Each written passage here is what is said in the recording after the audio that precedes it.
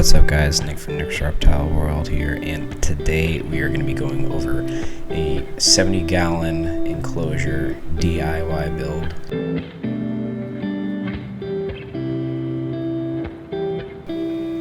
Here's a list of what you'll need to build this enclosure.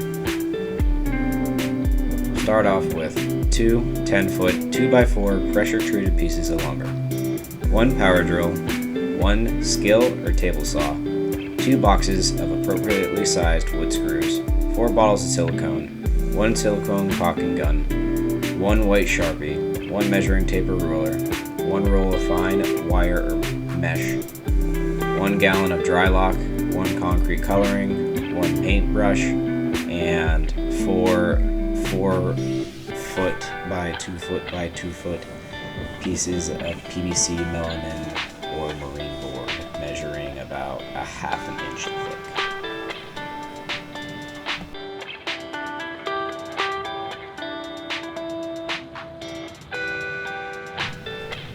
Start by cutting out the necessary pieces in a more OSHA safe way than I did. You're going to need to cut out 4 21-inch pieces, 4 23-inch pieces, and 4 40-inch pieces. Screw together 2 21-inch pieces and 2 23-inch pieces to make a square. Make sure you make 2 of them because these square pieces will be the side reinforcements for your enclosure.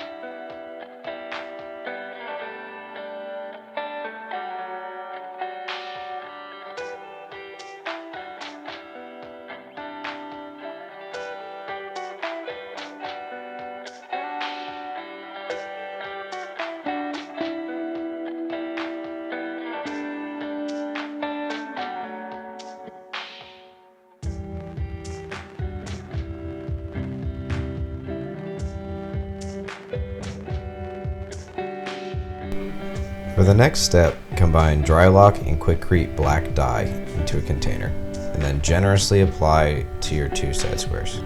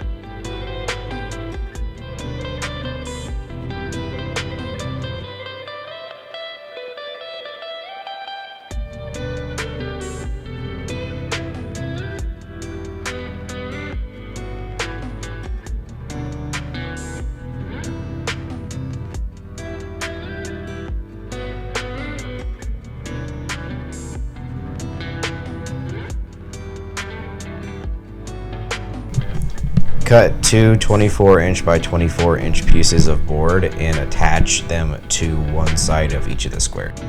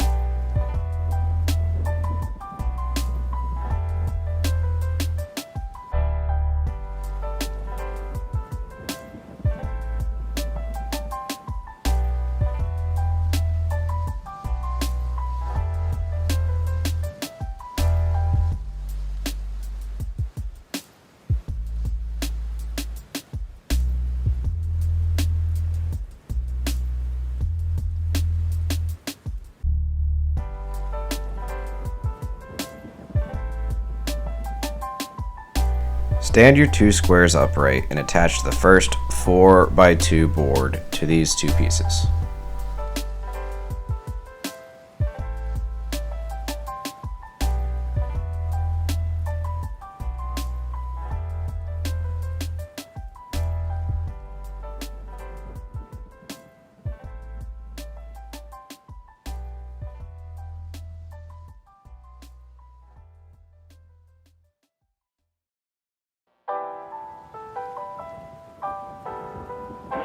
Mission 41D, the first flight of the orbital Discovery, and the shuttle has cleared the tower.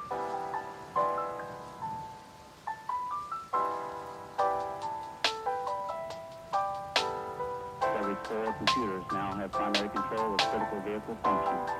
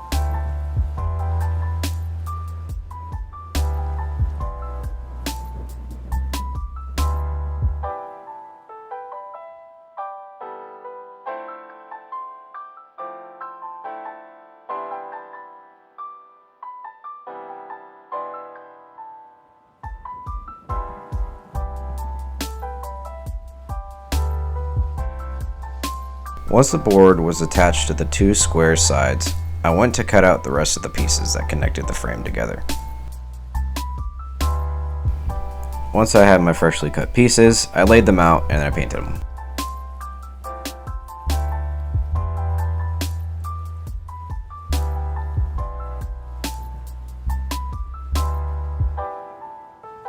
That's one small step for man, one giant leap for mankind.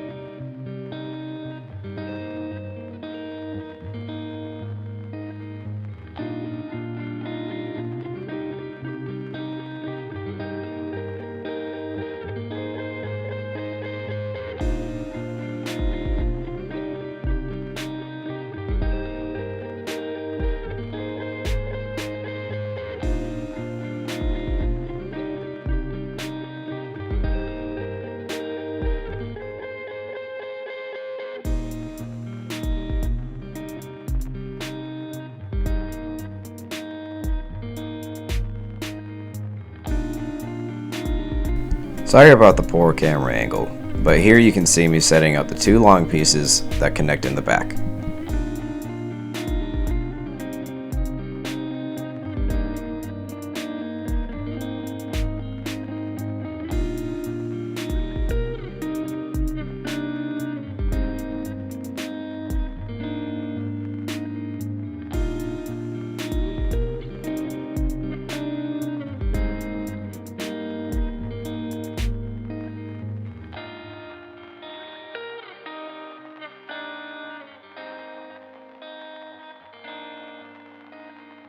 Hammer the top and bottom pieces of the front of your enclosure into place.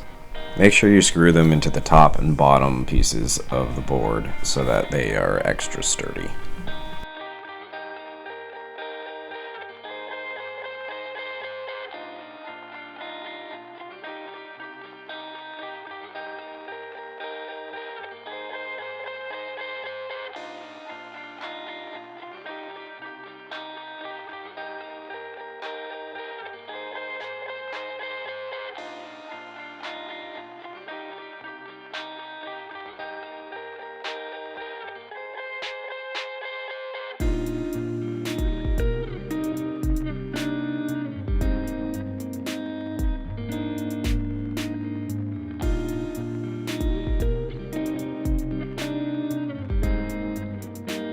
With gloves, generously apply silicone to all cracks and crevices to make sure that liquids don't leak out of your enclosure, to include animal urates. Make sure you use your finger to smooth the silicone along each seam and push it deeper into the cracks.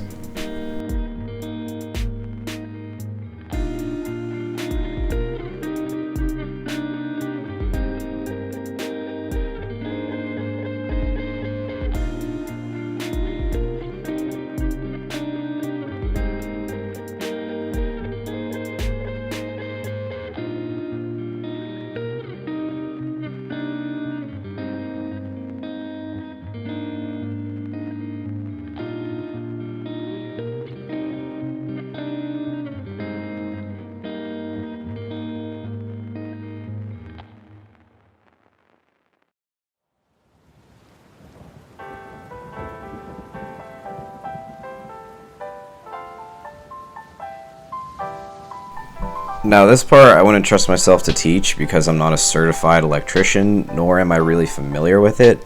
However, I installed this light fixture to the inside of the enclosure so that I can easily turn the light on and off without having to reach at awkward angles, because the enclosure is just, it's big and it's awkward. You can also cut out a hole at the top to cover with like a fine wire mesh so that you'll be able to rest like a light fixture on top of that if you don't want to go the same route that I did. Now onto the final bits of this build. The side rails I bought off Amazon and are made out of plastic, so I can easily cut them to size. I put silicone on the bottom of the two pieces and attached one to the bottom and one to the top. This way no screws can affect the way that the glass slides. And then I firmly pressed the pieces into place. The plexiglass was cut from an older enclosure of mine, so I would say buy a pre-cut piece. Make it easier on yourself. Make sure that the pieces of glass interlap with each other so that you can easily attach a lock or something along those lines to keep it sealed off so no animals can get in and out.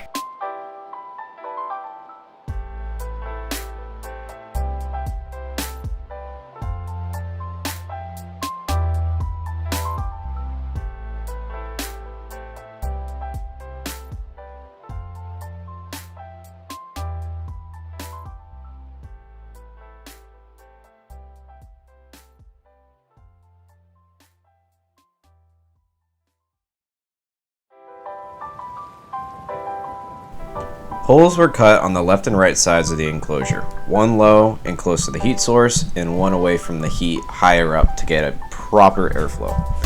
I also didn't have any super glue for the fine wire mesh, so I had to use spare tape I had on hand. For this, I just used the heat tape I had since I didn't have any duct tape. I chose not to record myself doing the background and putting substrate inside because I've made a video on how to make a bioactive enclosure before, and it's the same exact steps. So if you guys want to learn more about how to do that on your own, you guys can go and check out my video on bioactive enclosures. That's where you can basically see me showing you on a smaller scale, really.